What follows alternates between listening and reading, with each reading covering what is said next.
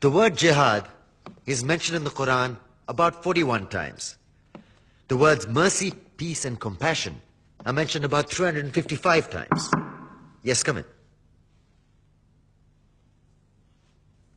Come on in, Riaz. Sit down, please. Contrary to popular belief in most Western cultures, Islam is a religion that preaches peace and tolerance. Yes, Patricia.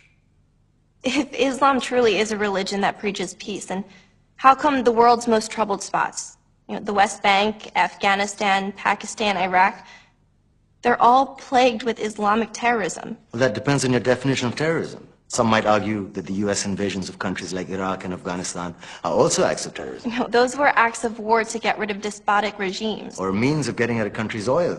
Conspiracy theories. Well, May I?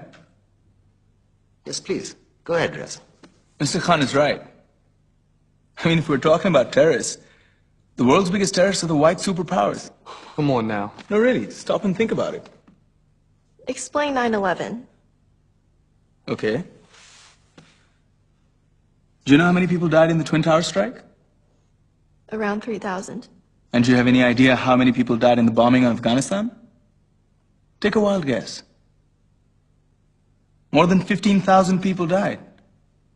And that's just conservative figures. About 50,000 tons of explosives were dropped on innocent civilians.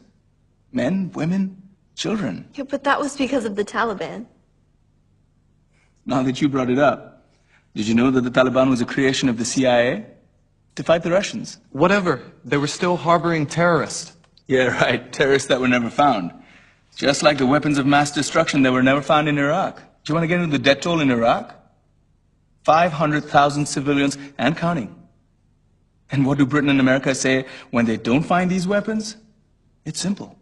They just say sorry. And still refuse to relinquish control of these countries. What are you trying to say? What I'm trying to say is that just because you're American, wear a fancy suit, and call yourself the president, doesn't make you any less of a terrorist. I'm saying that if you don't stop meddling in other people's countries, you will face a backlash. If Muslims like you feel that way, then why don't you get out of our country?